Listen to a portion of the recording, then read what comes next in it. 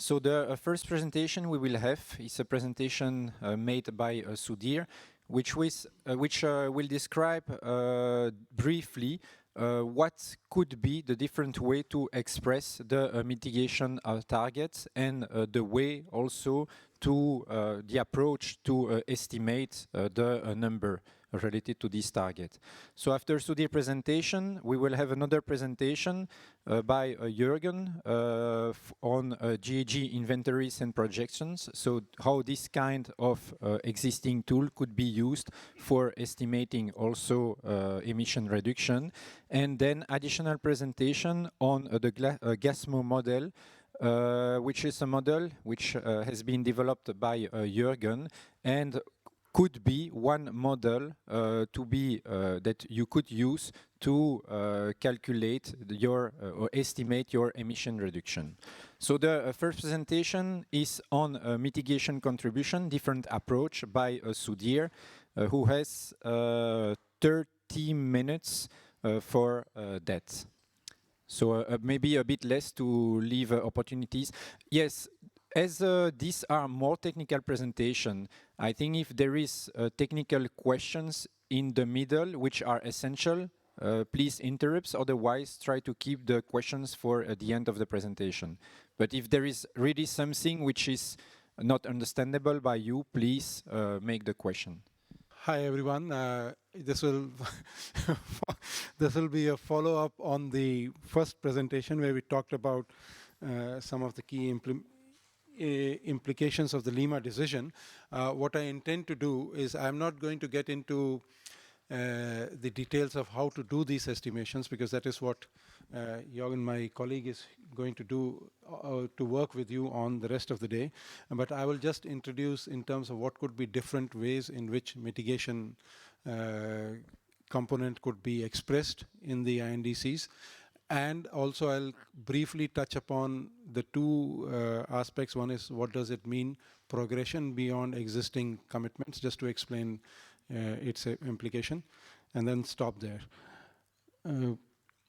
So just to give you an overview, and I think this is something which was touched upon by Chris yesterday in his presentation, and even Kamalu touched upon this aspect, was that one could divide the mitigation actions in two different broad categories. So one of them is a goal or a target, and the others is actions.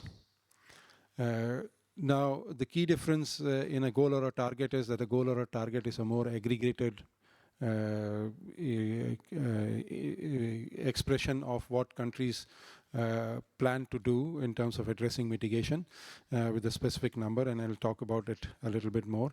Whereas actions are not about so much achieving a specific number of output or GHG emission reductions, but are more about activities, projects, programs, NAMAs, CDM activities that countries could do to address mitigation. So here the emphasis is on more the type of action that will be taken than the outcome of the action as such. Now, within the goal and targets, one could also define the mitigation contribution as either a GHG goal or a non-GHG goal.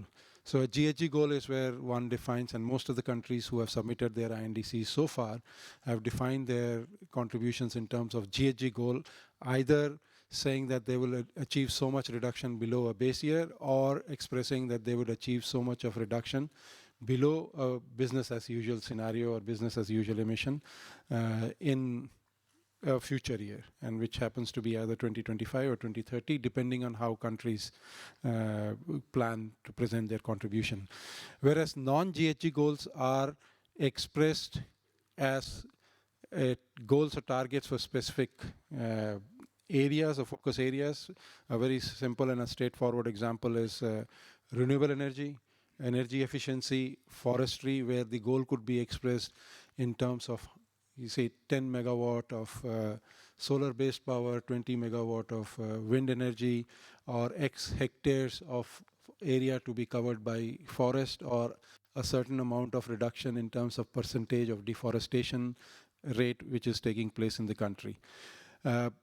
Now, in this particular aspect, these two types of goal could be either economy-wide, or some of these goals could be in terms of looking at specific sectors. So a GHG goal could also be focused on, as we saw, country could say that, okay, since transport sector is one of the key development priorities for us, and transport sector is also going to be in the future a key emission source.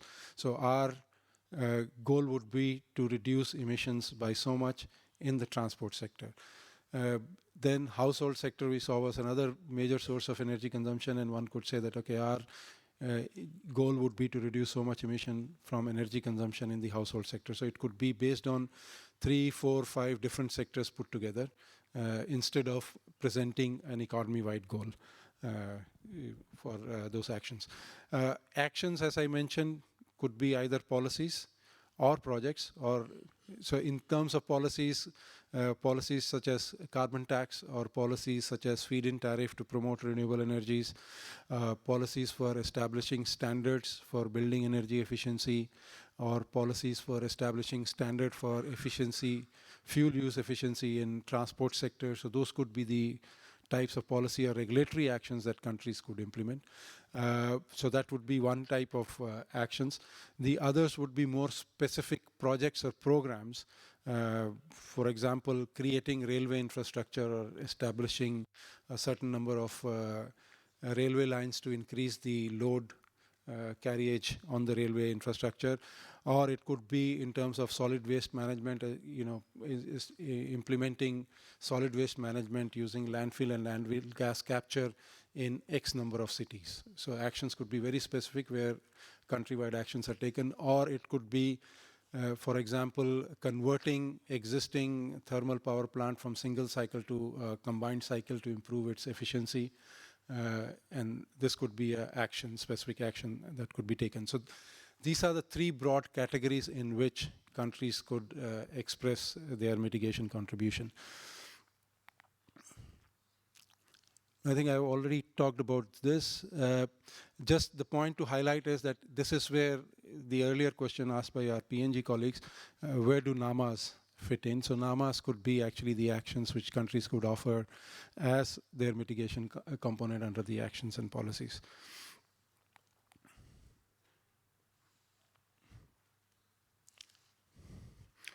Now, the idea again, and I don't want to go through the whole slide here, but in terms of the question that comes to mind is where to identify what actions or what policies or what regulation that countries should take. And again, what we talked about in the morning is to focus on what are the development priorities that country has, which are the areas. For example, we had a presentation on transportation, and transportation, let us say, in urban populations are going to increase in a number of countries.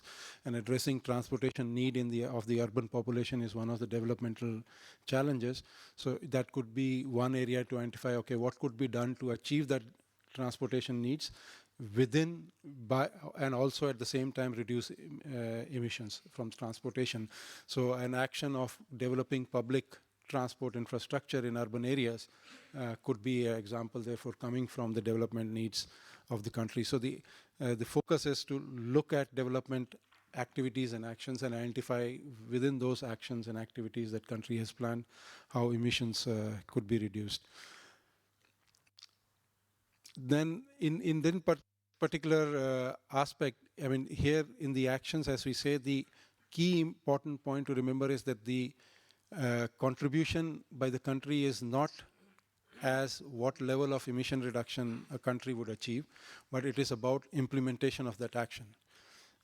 So it might not have, in the expression of the INDC contribution, a direct reference to what the GHG impact would be, but that doesn't mean that in these kind of an actions, presenting the GHG impact is not important or has not will not be presented. I think that is an important part. So even if countries take actions, it is important to translate the impact of those actions on what is the GHG reduction that would take place compared to the usual development pattern. Now, the importance of that is essentially at the international level to be able to assess what is the total impact of all the actions and all the contributions that different countries are taking, and compare it with the level of adequacy required at the global level. This information is very important. The only difference is in terms of the implication of that action, because then the country is holding itself to implementing the action and not actually saying that we are going to reduce so much of emissions. That's the only difference. But still the information has to be presented. And it's very important in terms of also transparency and building trust.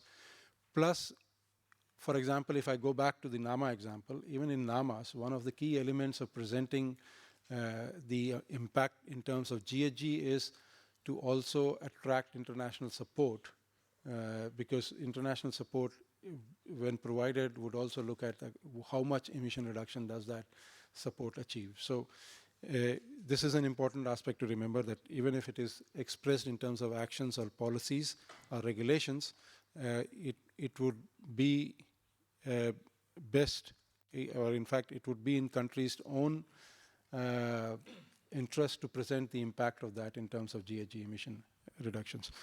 Now here what would happen is that the countries would estimate necessarily for each of the different actions and policies what the impact is, and this could be presented as both what each of the action leads to and as well as what the total impact would be for the country as a whole.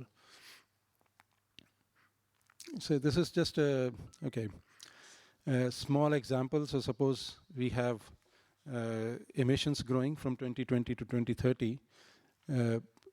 These are the emission reduction impacts of actions and policies. And what countries could do is to either express individually from different mitigation options what the GHG reduction of each of the actions is, or also reflect it as collectively as an impact. Second, it is important that if countries have an estimation available of what the BOU emissions is going to be in the future year, they could also use that information to express that what does this mean in terms of reduction compared to the BAU emission. So it is essentially providing a better understanding to others who are outside your country or other countries or other stakeholders to understand what the total implication would be. Now, in terms of how to estimate, and I think that is something which will be covered in detail by Jørgen, but here in terms of actions and policies, one of the ways to estimate would be to use or look at methodologies which are available for CDM, if it is CDM kind of a projects, or look at methodologies available for NAMA, and use that to estimate what the GHG impact of each of the mitigation impact of each of the actions would be. And the second important point is if the countries are going to express it as aggregate compared to a BAU, it's very important to see that the assumptions made in the BAU projection for the total country national GHG emissions are consistent with the assumptions made for the BAU of each of the actions.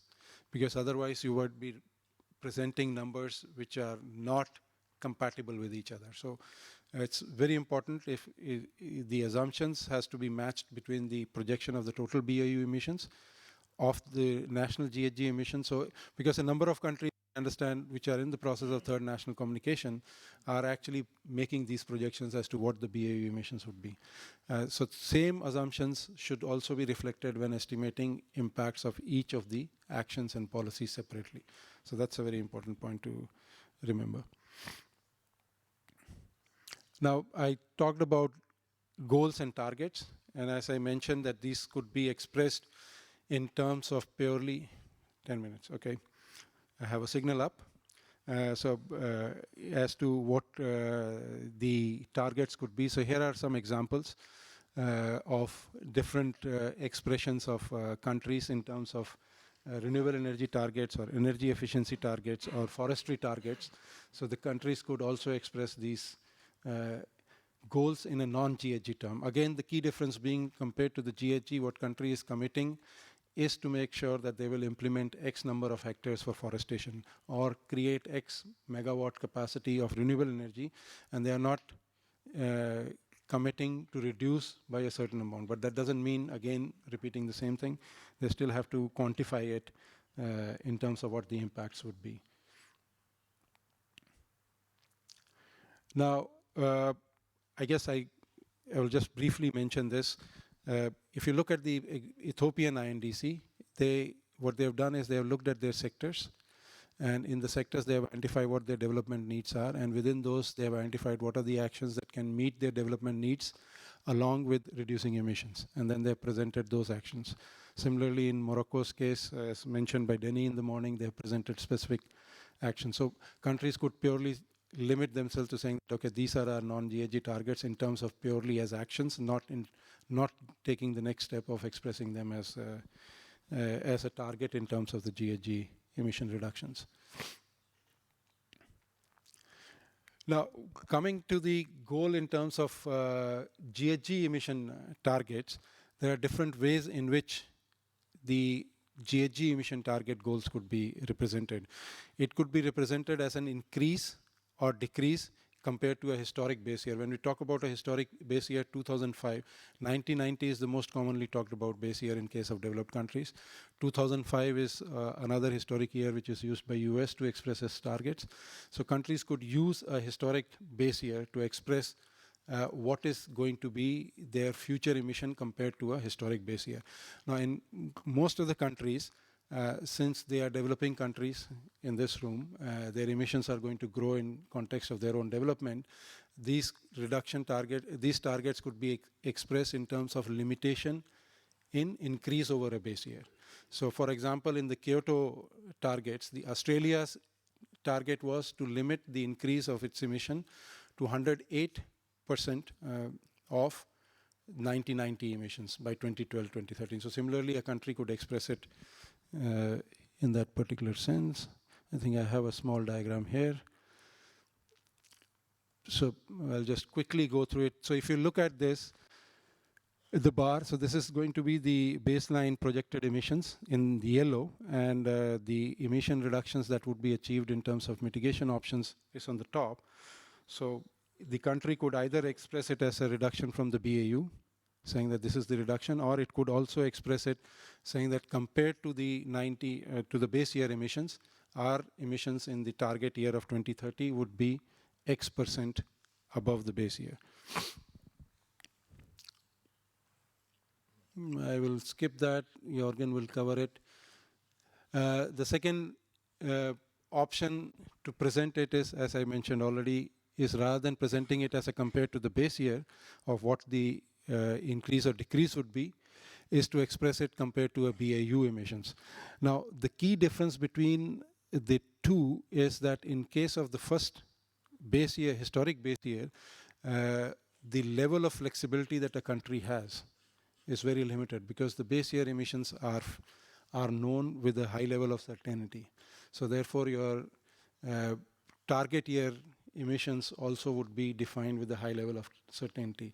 Now, one of the challenges would be in terms of, in the analysis process, making sure that that is a feasible option. Otherwise, the flexibility is very limited. So the level of accuracy of estimation has to be very high if countries are expressing their emission targets in terms of compared to base year. Whereas in terms of the BAU scenario, the accuracy is reflected in the BAU itself because it's very difficult to project into the future. Therefore, the BAU has a certain level of uncertainties incorporated, and countries could express that these uncertainties would also impact the amount of emission reductions they can achieve. And it's important, therefore, to highlight what are the assumptions of the BAU in the INDC or a reference to the analysis so that it is very clear that, okay, what conditions are required to be met for those level of emission reductions to be achieved. Let me skip this so that we get to the next type of target. Now, this is a target which is not expressed in terms of absolute numbers or percentages compared to a historic base year or a baseline emissions in a future year, but this is expressed more in terms of the GHG intensity of the GDP. So it is tied in a way to the growth, and it provides a flexibility because if you have a higher growth, that allows countries to have a higher level of GHG emission in the future. If you have a lower growth, then equivalently the growth in emissions would be lower. This is a typical example, which was, if you look at the Chinese INDC which has been submitted, the Chinese INDC is pegged to a GHG intensity of 2005. Now, in terms of expressing the GHG intensity target, it is always pegged to a historic year. Because that provides you with a definitive path compared to which the countries are making an effort to reduce their emissions. Now, these emissions essentially, what does it mean in terms of reducing the GHG intensity? It means that the effort that countries will make will translate into a lower growth in the GHG emissions into the future. So if the growth in the emissions, which are reflected in the current GHG intensity, were, let us say, 5%, reducing the GHG intensity would mean that that growth in emission is going to be reduced from, say, 5% to 3% over the next year. So that's how the GHG intensity is going to come down. So here, therefore, the objective of the countries is to slow down the rate of growth of their emissions. And this particular type of target, therefore, allows a certain higher level of flexibility as it does not need to link it to the assumptions of what the GDP growth in the future is going to be. So to that extent, the uncertainties are lower, but still it has a significant amount of assumptions in it, because one is still making the assumptions about what the technology progress is going to be, what is the availability of resources there to implement those mitigation options, and so forth. I have another signal, so I move forward. Now, this is an important element. So these are the ways in which one could express their targets and the implications of those targets.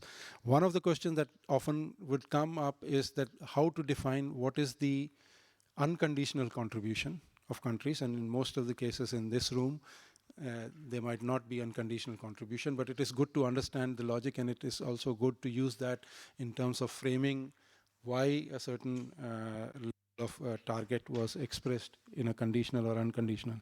So let us assume that we have a BAU, a target expressed in terms of BAU GHG emissions, and this is what the emissions are. And if you look at set of options where the mitigation options are financially viable, and this normally would happen in case of very typical example is energy efficiency, because energy efficiency leads to is a financial, in most cases, financially viable option because of the high cost of energy in most of the economies. It leads to benefit for both individuals as well as society, and these are the targets that countries could identify as something which they could take on their own. Now, there could be other set of targets which may not be financially very viable, but are something which would be done by the countries in the context of their own sustainable development, and there will be a significant development benefit. For example, India has put up a program of establishing solid waste management in 400 cities, and it is doing that because the environmental impact of those are very high. So essentially, in this particular case, though it is not financially viable option, but the negative costs on the environment for the country are quite high.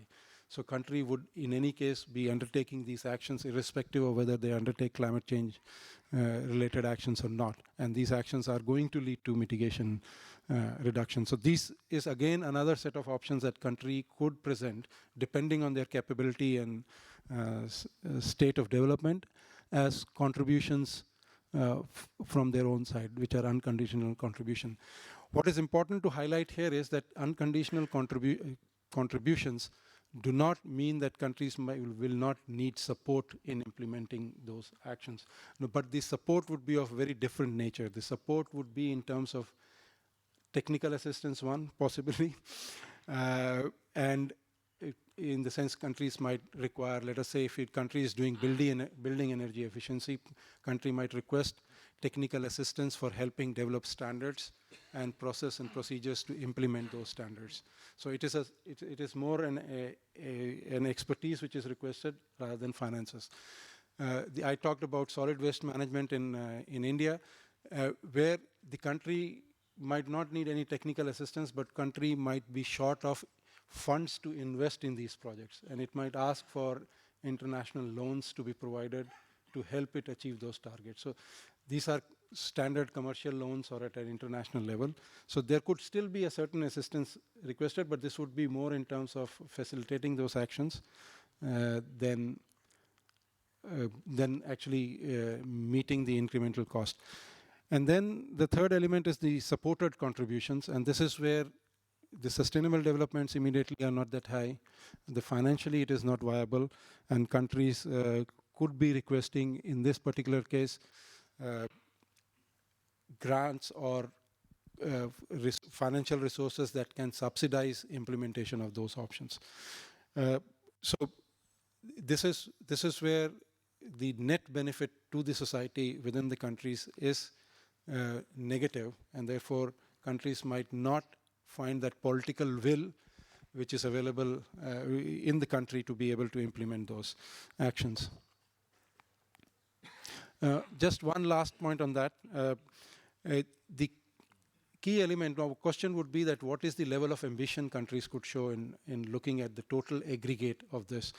I think an important consideration there would be to look at what is the long-term goal that a country would like to achieve. I showed a slide earlier in the morning that the reductions required by 2050 would be very significant, and even a considerable number of developing countries will have to take mitigation reductions. So it is advantageous for countries to look at that future target or goal that they might have set and see that what would be the best level to achieve so that the future transition costs are much lower, and they can actually use the current option to leverage a better situation in 2030 or 2040, so that at that point in time, if they have to take actions on their own, they are at already a trajectory which allows them at a lower cost or an easier reduction. So framing that ambition should be in the context of long-term mitigation goal that the countries set. Okay, I think I will stop here and we'll take up questions, but then we can discuss a little bit about the progression beyond the current undertaking. Thank you so much. So thank you, Sudhir, for your presentation. So the presentation was on the different way, I would say, to express mitigation target and goal in your INDC. So remember that other presentation will address the data actually which are needed to calculate goals or to develop scenario, and also other presentation will address the calculation process itself. So I think that we are a bit late, but we can still have 5 or 10 minutes to take questions on this first presentation. If you agree, maybe we can take 3 questions. Well, if there are questions, we can take 3 questions and then see how long does that take to answer. Yeah, first question. I'm sorry, I have a bad view, so I cannot see. If you chat, yeah, thank you. Merci, monsieur le modérateur, et merci, monsieur Riley, de ta présentation. Moi, je voudrais avoir une idée, parce que certains pays ont élaboré l'ARET, bon, le RPP. Je me demande, est-ce que vraiment dans le NDC, on ne peut pas mettre cet aspect de stratégie de RET?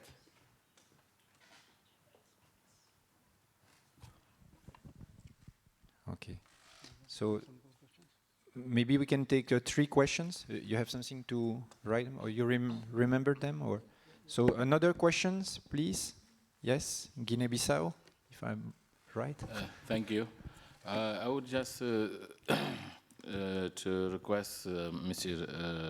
Sudhir to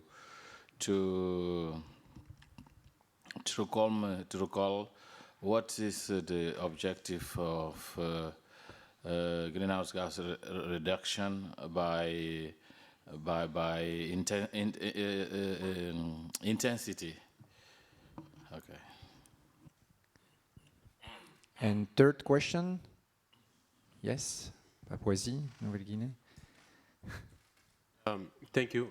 Can you please take us back to your first slide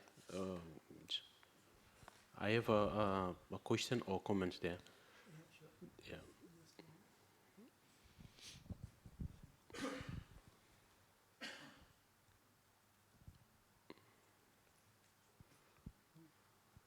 The one with the diagram, or yeah, that's the one. Okay. I have a. I'm not sure this is a question or comments, but coming to these actions and projects and mitigation contributions in actions or and projects. We are talking about some. You mentioned something about solid waste management projects and CDM projects.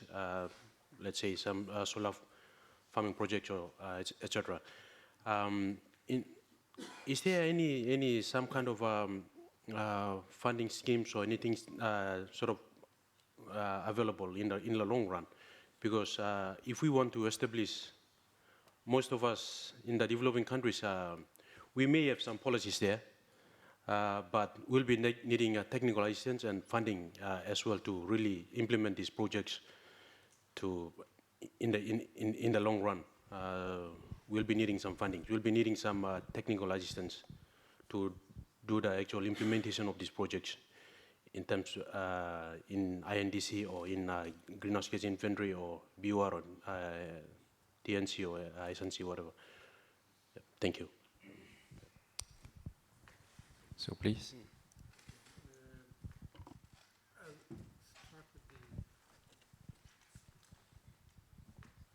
I think after this, I would request that we answer this. I will answer this question, and we take a break so that our interpreter can have some break for a few minutes. The first question, our friend from Chad mentioned about strategic, expressing strategic interests in the INDCs, and if I understand what you're implying is that can the country express their strategies as INDCs and not necessarily actions or policies as INDCs? Right? No. Je crois que, par exemple, je prends le cas du Tchad, on avait élaboré le RPP, donc la RET. Est-ce qu'on peut faire une stratégie dans ce cadre pour mettre dans les NDC? Tout simplement, c'est ça. Est-ce que l'arrêt doit être considéré dans les NDC? Parce que ça fait partie des atténuations. Donc, je ne sais pas, on parle des émissions, donc quand même l'arrêt, ça fait partie. Mais depuis le matin, je n'ai pas entendu. C'est ça la question que je voudrais poser. Mais comme Suzanne a dit qu'on va parler ça en apartheid. Donc, c'est ça que je voudrais savoir.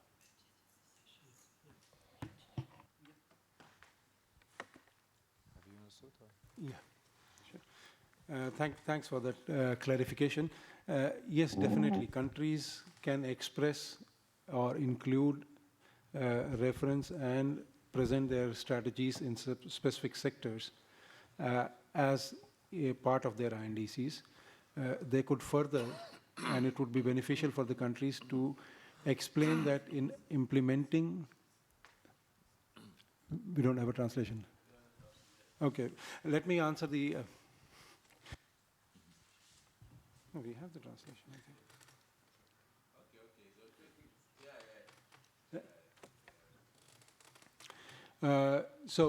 But it would be also in interest of countries to then explain that within those strategies, what actions countries would be taking to implement those strategies, because that provides a further clarity as to how the strategy is going to be translated into actions.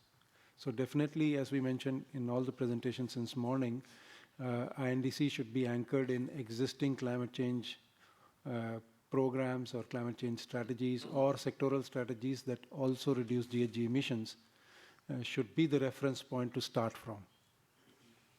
Yeah, thanks. The second question was on the GHG intensity. The GHG intensity is essentially expressing the total GHG emissions per unit of the GDP in the country.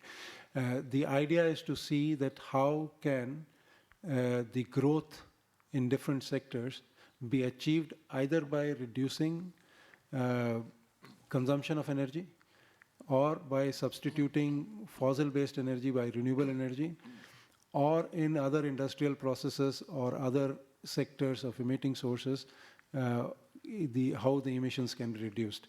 Now, the advantage, as I mentioned, in expressing it as intensity, is that intensity is then linked to the GDP growth. So intensity, so even if a country like China, which has mentioned that they will reduce by 60% compared to 2005, if they have a higher growth, it allows them to have slightly higher growth in GHG emissions. So for example, if suppose the GDP growth for China is 7.5%, then the GHG growth would be of the order of 25% compared to 2005. But if the GDP, because of whatever factors, is lower, let us say it is 6% GDP growth, then the GHG emissions also would be lower, and it would be about 19%. I did some calculations yesterday, so that's why I'm able to answer that. Now, the advantage here is that a big challenge with countries is they cannot predict with any certainty what their GDP growth is going to be.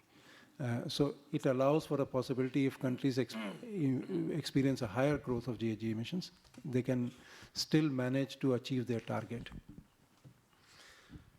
The third question was on the funding scheme. One of the funding schemes which will be available and continue to be available would be the Green Climate Fund for implementing actions. Plus, my understanding is that Global Environment Facility would also continue to exist. I think one of the key issues that would be discussed in the Paris Agreement would be the level of resources to be provided and what would be the way of matching countries' request for finance to implement mitigation with finance available. So that would be an important element of the agreement. Thank you. May I request that if we can take a 5-minute break here, just to give some respite to our interpreter. Okay, so it's 45, so at 50 we start again, because we have a last presentation before lunch. So there are still croissants and coffee. Well, quite few, so... We can continue in English, or maybe French, because Denis is here. Yeah, I don't know actually for the 5 minutes if there are still questions for Sudhir. Are you leaving, Sudhir, or? Okay, so if there are still questions for Sudhir, I can try to translate. Well, I'm not a translator expert, but I can try to translate the questions. So we can take maybe 5 minutes for 1 or 2 additional questions to Sudhir, if you have. And if you don't have, we just take coffee then. So, another question for Sudhir? Yes? So, Sudhir, it's I think it will be in English. So. Just a quick question. Like, how would you express, like, in the INDC, in the report, if you have some kind of, like, conditional targets, I guess? So you have, like, a target that, you know, like, actually calculated because you have the data, but then you have, like, some kind of policy that could possibly give you, like, an additional reduction. How would you express it in the INDC? So if I understand correctly, the country could have both unconditional and conditional, and how to express the conditional. Yeah. Like how you need do like an actual target and then a conditional target. So if, for example, like my country can have possibly at most 50% reduction, right? But then we can actually only calculate for sure 12%, Okay. right? But then, you know, like if we have like certain policies or whatnot, like subsidies or so on in place, or we have like certain contracts or whatnot, you know, then we'll be able to get that other 38%. Okay. how to express it. So if I, let me try and answer this. I think I do understand. Si, donc apparemment, d'après ce que j'ai compris, donc la question c'est de comment, donc si un pays a, je dirais, un objectif donc non conditionnel et un objectif conditionnel, c'est comment exprimer en fait l'objectif non conditionnel. So let us take that example that at the most 50% emissions can be reduced by 2030 by your country. Donc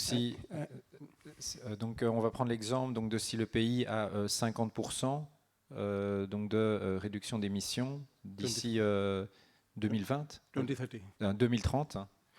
So and then the country estimates that you can undertake 18% of that because you have for sure, because you have the resources, you have the expertise, or things are already in place. Okay. Et que le pays donc estime que par exemple 18% peut être réalisé de façon sûre avec les ressources propres du pays, donc parce qu'ils ont les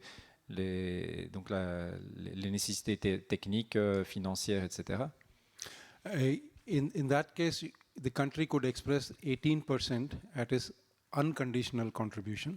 Donc dans ce cas, les 18% pourraient être exprimés comme donc l'objectif non conditionnel. Like in case of Morocco that Dennis talked about in the morning, they have identified 10 actions which contribute to this 18%, let us say, that they can do on their own because they are quite sure that they have the capability of doing it. Donc un exemple concret, donc c'est l'exemple de l'INDC du Maroc, donc où ils ont identifié 10 actions concrètes d'atténuation qu'ils sont sûrs de pouvoir mettre en œuvre eux-mêmes et qui permettraient d'obtenir un objectif dans leur cas de 13%. And then in case of the rest of the 32%, the country can express that these are the actions for other 32% of emission reduction, but for these actions we would require these kind of support. For some action it might be just technical assistance, for some other action it would be investments with grants or subsidized loans. So those other 38% then become the conditional contribution. That if these conditions are met, then the country would be able to deliver those reductions. Et donc le reste, donc qui ne serait pas couvert sous l'objectif non conditionnel, donc constituerait en fait l'objectif conditionnel, et donc pour lequel également le pays pourrait identifier une liste d'actions donc qui devraient mettre en œuvre pour réaliser, atteindre cet objectif, et associer à chacune de ces actions donc les besoins, je dirais, nécessaires, donc, et les besoins pouvant varier pour chacune des actions. Donc, les besoins pourraient être de développement de capacité ou de technologie pour l'un, des besoins financiers pour une autre action, etc.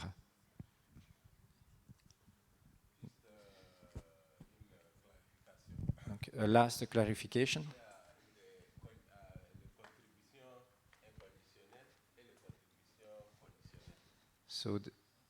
So there are two the conditional and unconditional.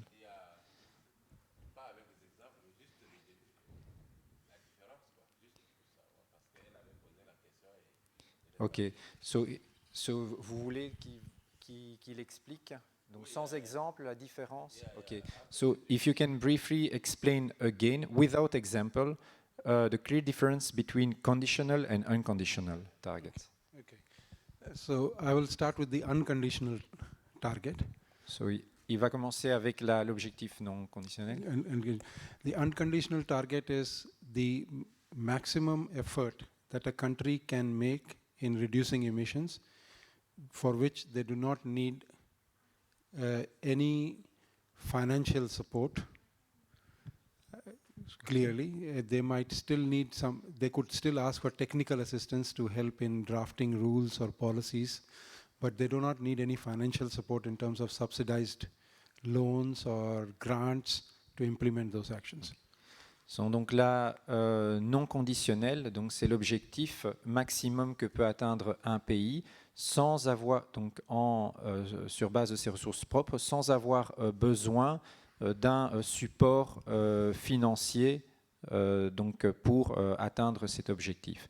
Donc un support financier en termes de prêts conditionnels, de grant, donc de dons, je dirais petit type GEF, d'accord. Donc, ce qui est important, donc, c'est que pour mettre en œuvre, je dirais, cet objectif non conditionnel, il peut néanmoins y avoir un besoin de support, éventuellement technique ou de développement de capacité. Donc ça, on pourrait encore considérer que dans l'objectif non conditionnel, ce type de support soit considéré. Donc c'est plus par rapport à l'aspect financier. D'accord? Donc ça, c'est pour le non conditionnel. And the conditional is where the country would need means of implementation, which will include finance or technology or even capacity development to be able to implement those mitigation options. Without those support, there is no possibility of countries implementing those actions. So therefore, they are conditional on getting that support. Et donc le conditionnel, donc c'est je dirais donc l'inverse. Donc c'est l'objectif ou la différence, donc qui devrait être, qui serait atteint avec la condition, donc pour le pays, de recevoir donc un support financier additionnel. Donc, pour mettre en œuvre ces actions.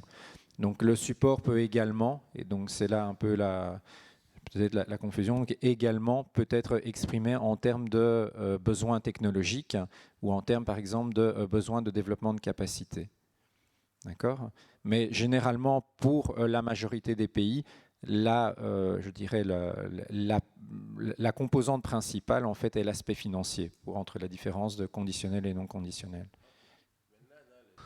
My first comment is that I do not like this room. So could you please move the tables closer? Okay, maybe that's too tricky. I mean, there are no windows and you're too far away, so it's hard. I would like we have a dialogue, but let's. We have to live with it. But for me, now. We are coming to the most important part of the mitigation part of your INDC, because for me the devil is in the detail. And you need a lot of detail to make your assessment of how far you can reduce your emission reductions. I've been doing it for Denmark for many years, and now actually we have a goal of being zero carbon, and that's not easy, but we are working on it. I mean, we already have maybe 40 or 50% from wind power, so it'll soon go to 100%. But let's look at what kind of models you can use and where you can find data.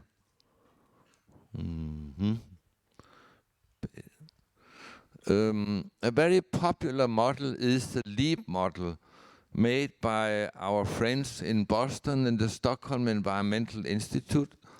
Long-range energy alternative planning system, which are very popular for developing countries. How many countries have used the LEAP model here? We have Philippines. No others? Fauci. Morocco, very good. And also in Cambodia, yeah. And Uzbekistan. See, that's a popular one.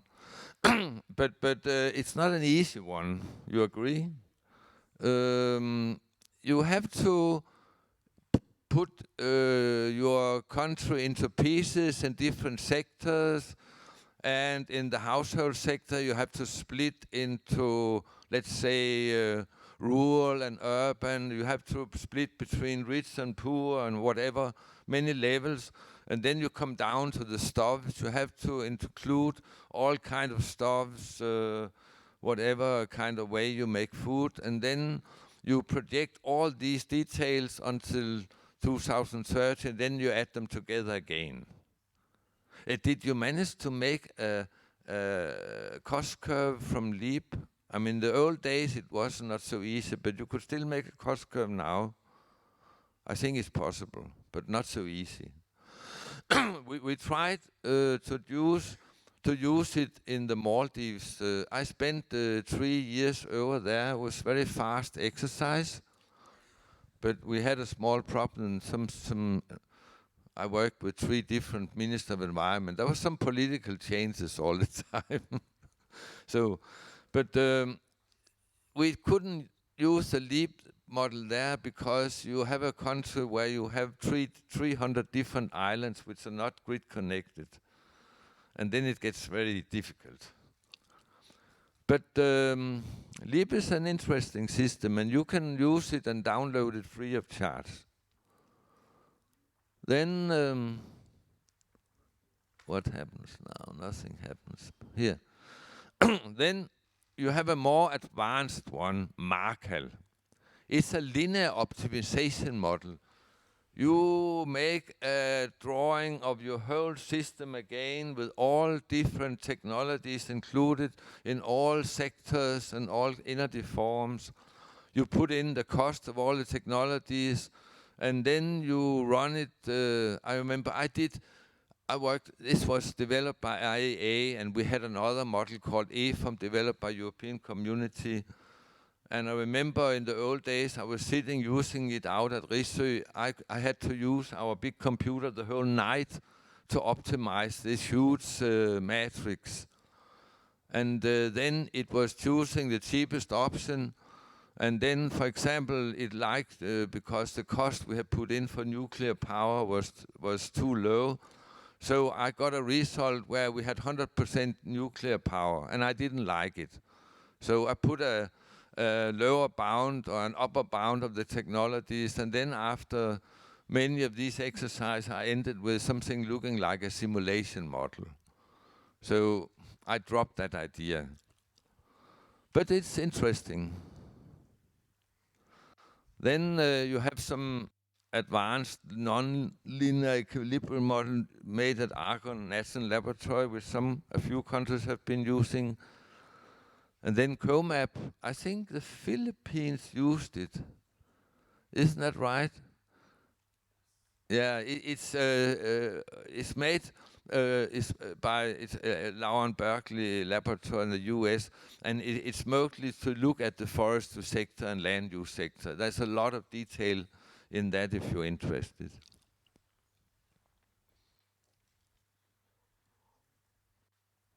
And of course, people have made a lot of different models. But I think we do not have much time, so we should do it simple. But just let's take a little look what has happened until now. Yesterday was a very busy day. You can see we have now 16 submitted INDCs, and 4 of them came in yesterday, the 30th of June.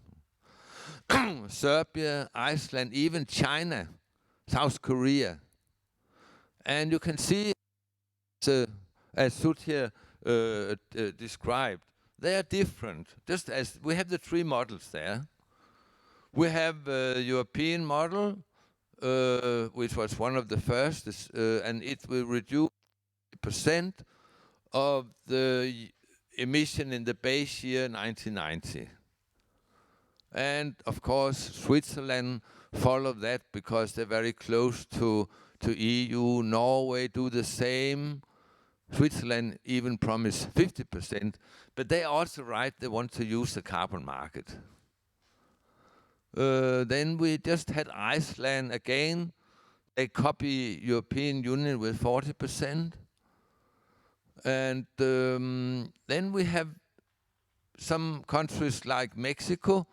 You see, they take the other option. We have a projected emission to 2030, and then we have 22 to 36% reduction. And here, Chad, we have this conditional and unconditional example. So they say we can do 22% without financial help, and we can, if we get financial assistance, we can do 36%.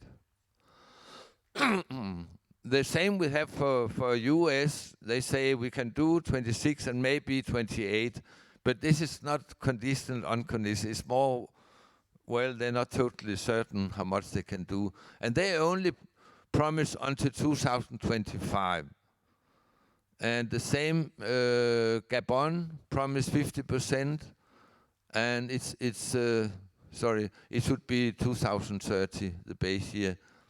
The problem is when people give us their reduction target for 2025, we in UNEP will have problems because we like to make a gap report every year, and this year even more times. And we want to ensure that in 2020 the total emission go down to a certain number, 44 gigaton or something. But we can't add up the numbers for 2030 if some people only give numbers until 2025. Then we have to make estimates how it can project these numbers. We will do that. Then we had yesterday Serbia said 9.8% only compared to 1990. South Korea said 37% compared to the baseline in 2030. And then Morocco was very kind. They gave us both numbers for 25 and 30, also conditional and unconditional. So things are speeding up.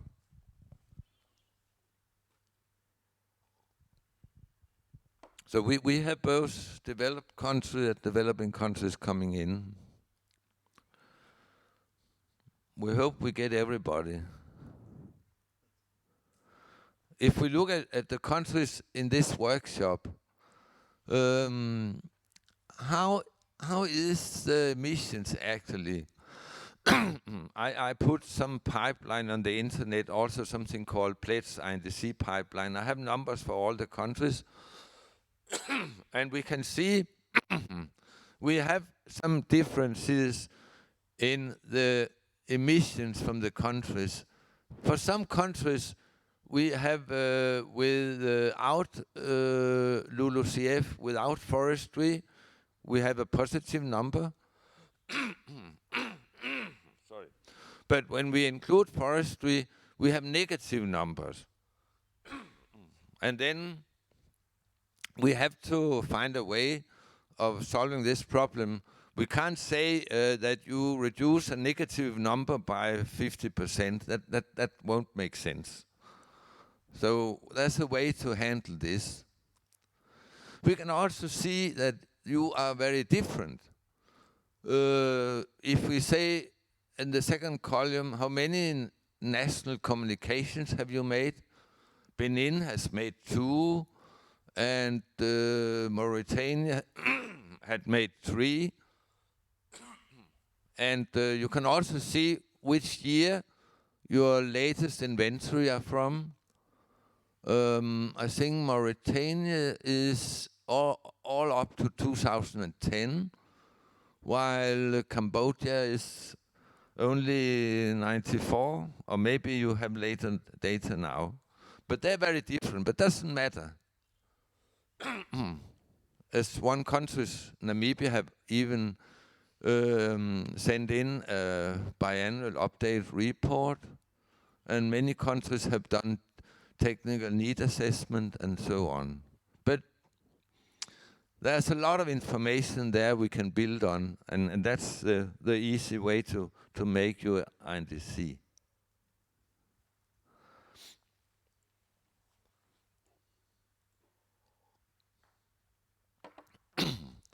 There are many places you can go and find information beside your national communication, BUR, TNA. All countries have their national energy statistics. For some countries, it's not totally covering everything, but it's under improvement everywhere. Many countries have made the low carbon development strategies, energy plans, national mitigation studies. And we make at Risø, or I have made this CDM pipeline or NAMA pipeline for many years every month. There's a big amount of information to get there.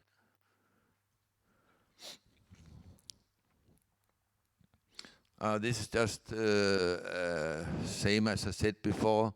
we can see the inventories are from different countries and in different years.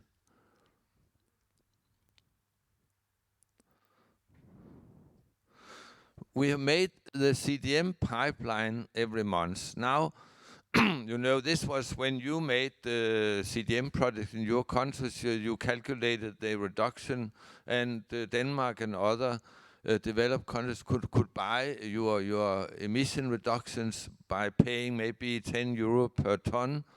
Then the price went down now to maybe €0.5, so people got lost interest in making CDM projects. But they're still coming in, and here you can download a CDM pipeline if you want to look at it. What's interesting with the CDM pipeline is it's a fantastic library. I mean, I tell my research assistant or student that stop reading textbooks or anything about energy. Just go and read enough PDDs, then you'll be an expert. You learn geography, you learn economy, you learn everything about environment and the country. And you have 12,000 documents out there. And if you go to my CDM pipeline, you can find the reference number for a project, and then you go to the UNFCCC website and download the project design document where you have all the information. The interesting thing is that, you know, you had to show that all your product was additional in order to be registered in CDM. And to show that, many have chosen to do an economic calculation and to see that nobody would invest in this because it's too expensive.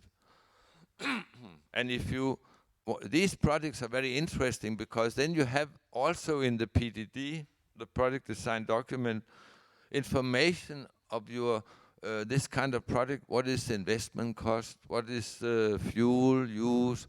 What is the operation and maintenance cost? What we do in the CDM pipeline is that we classify all these reduction options in different types. And we do it for the UNFCCC Secretariat. And for example, you have the types here: wind type, wind project. There was 2,628 wind projects. That's a lot. But then you have different categories: solar, EE. You have energy efficiency in industry, energy efficiency supply side. That's mostly power plant. You have energy efficiency in household and service. You have fugitive, where you have methane emissions from flaring from an oil field. I went, for example, to Trinidad to help them making CDM project. Trinidad Tobago in the Caribbean. That's an oil country like Saudi Arabia, and they had big problems there because the price of gasoline or electricity was almost zero because they had so much energy. So nobody was interested in doing emission reduction. The only place we managed to make a project was flaring, reducing flaring offshore, because that was so much a reduction, so it was good to make a project. So what what I've done in the GASMO model, I'll show you later, is we are following these types, and when I couldn't find data for the cost of doing something, a type of project, I have found the best CDM project with, I could see the cost in the medium range for that type or subtype of project, and then I have used that as an example. And of course you can change the numbers if you want. So just a little history about these markets was that you can see in the bottom, you can see how fast the CDM was working until the end of 2012, 100 new projects every month, and then it dropped down to maybe between 2 and 10 every month. The same for the programmatic CDM. You remember programmatic CDM is where you send in for example, a program of introducing efficient air conditioners in Ghana. And then you can send in under that program a lot of specific projects with the air conditioner in Accra, the air conditioning here and there, and then adding them together, doing it very cheap. But and you can see on the up here, under each POA, you can send in a lot of product, and it's still going on, especially in Africa.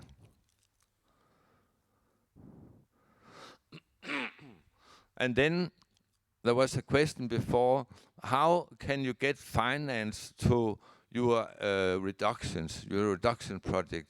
And of course, an obvious way of doing it is making a NAMA. You make a national problem mitigation action, and you submit it to the UNFCCC NAMA registry. And you can see there are 3 kinds. There are NAMA for recognition at the bottom.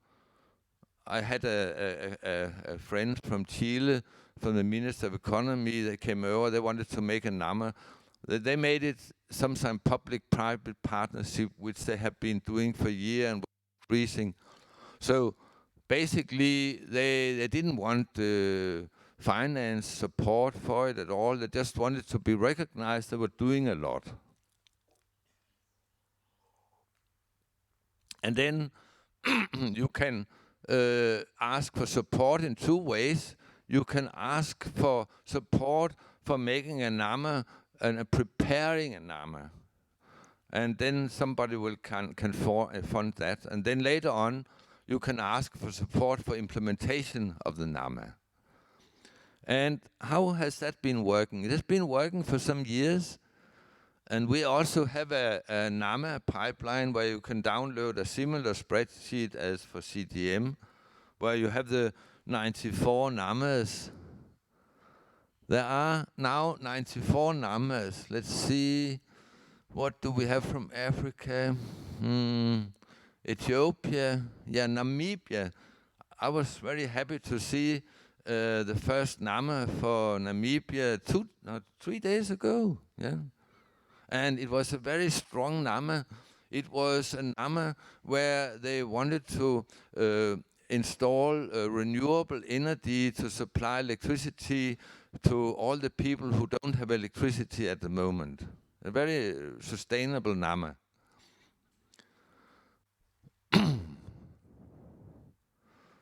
And you can see also here, it was a NAMA for preparation. They were very humble. They only asked for $70,000 US, something like that. Ethiopia have put in many NAMAs because they're very eager to electrify the country with new railways. There was a NAMA for, and they already built the railway line, 2 railway lines in Addis Ababa. And Dominica, yeah, you also have a NAMA. What was that about? Can you tell us? Can you put on the... It was a low carbon climate resilience development strategy, which was developed for all of the different sectors, but it was like this one kind of all-encompassing strategy. Okay. Interesting. Thank you. But still, I mean, if you look at the number, I've been a bit disappointed because everybody, when I meet people, they say, we're doing NAMAs. They are all doing NAMAs, but still, I mean, you can see the number of NAMAs per month is about 2 or something in average.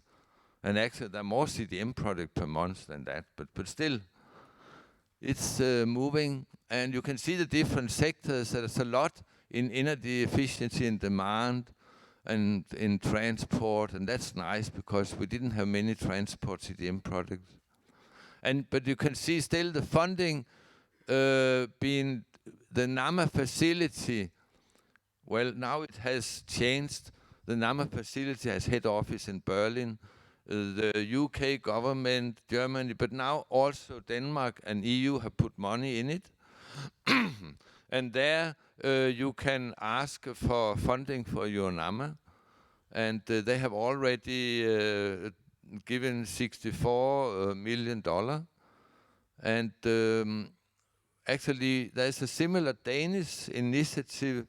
You can take a little folder down there about our Admire project, where we run it in this way. We have some call for proposals, and then we assess them and then choose the numbers we want to support. It's not for implementation, it's for preparation. And what we are looking at in these numbers is that we want to support numbers which are going in the direction of transformational change. And that's the new buzzword, transformational change. I mean, if you want money from Global Green Fund or from GIZ in Germany, it should be so that your project support the transformation change. And then we got a call from GIZ in Germany. They asked me, can't you help us? We don't know what the transformation change means. So we had made a nice report where we found some examples. I called my friends in Brazil, and they wrote a beautiful article about how did we stop deforestation in Brazil. That's transformational change. You are moving in the right direction towards sustainability very fast. And then I called some friends in Bogota. They wrote an article, how did we manage to change the transport system in Bogota, the capital of Colombia, instead of being totally dirty and not moving, to have BRT lines and bicycle lines and all these kind of nice things. And another guy wrote about how did it suddenly appear that we have so many wind turbines in Denmark and so on. We even developed a taxonomy now for how to assess that a product support transformational change. Quite an interesting subject. Then you have the, you go to the UNFCCC website, and there you can choose CDM. And then if you go to the home page, you can find many interesting things. Also, you can find all the numbers there, and you can also find all the INDCs there.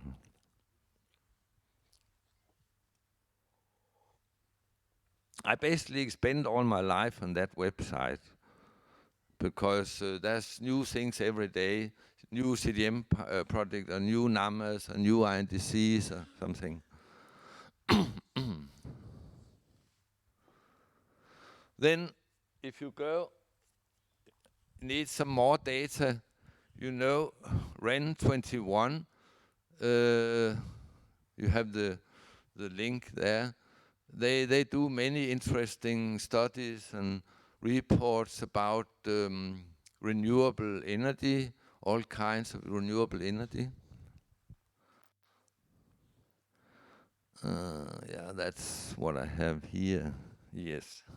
What we will talk about after lunch is this Gazprom model, which I have developed over many years. I took a break when we had CDM, but before that, I think we even used it in Zambia and in the old days. And I was living in Zimbabwe, we used it there, and in Colombia. And then I had this fantastic experience of assisting my friends in the Maldives.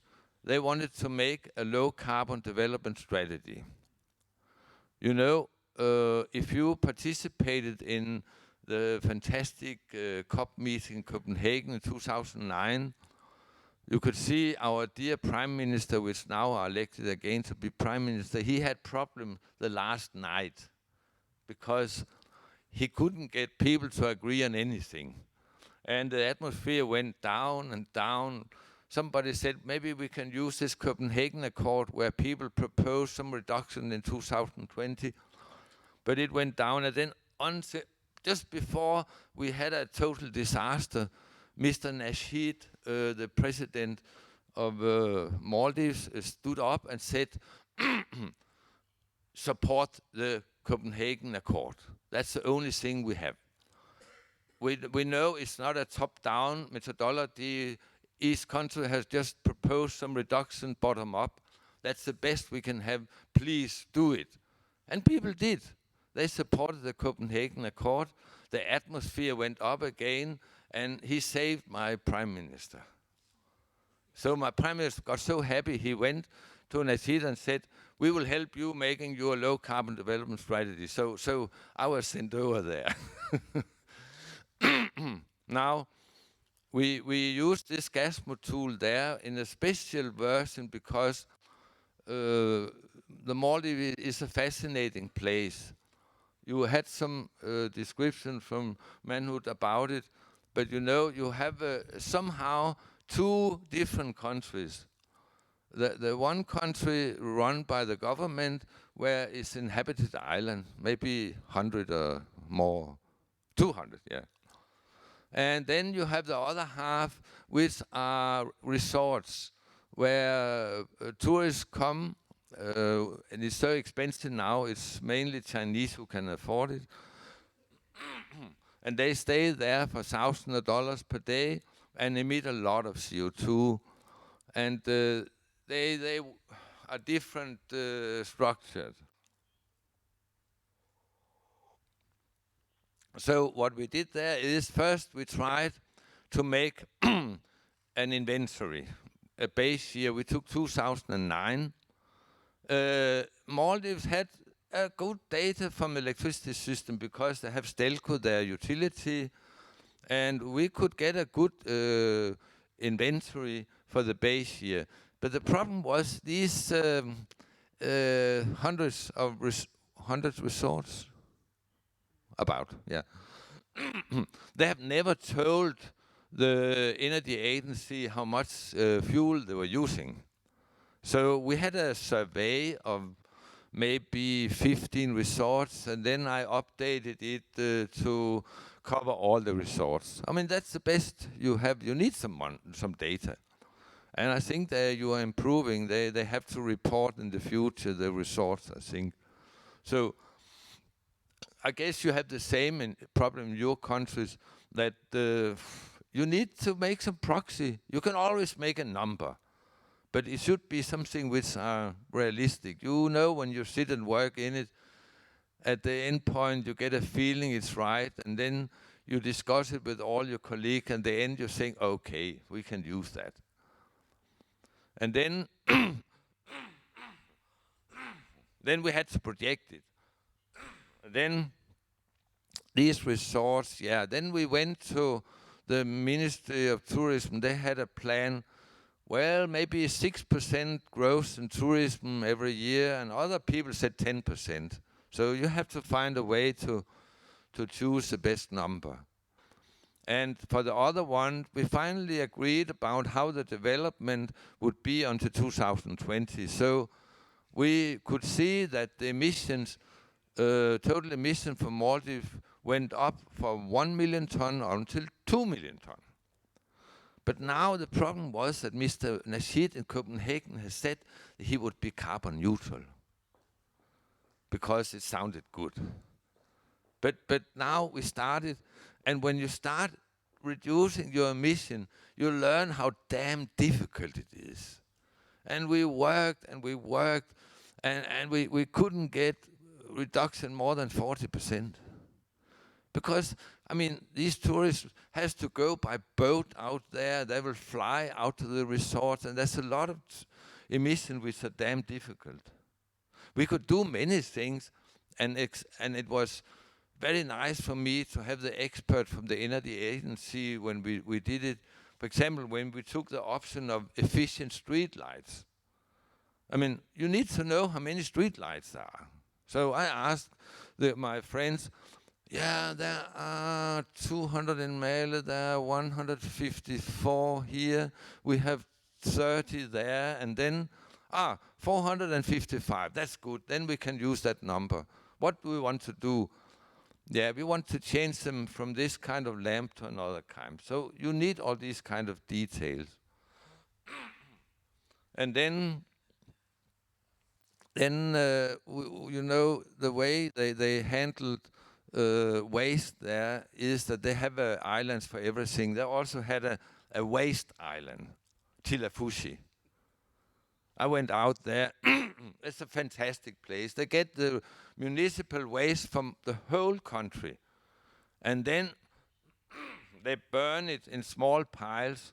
Of course, not local people from Maldives. They import people from Bangladesh or others to do the dirty work.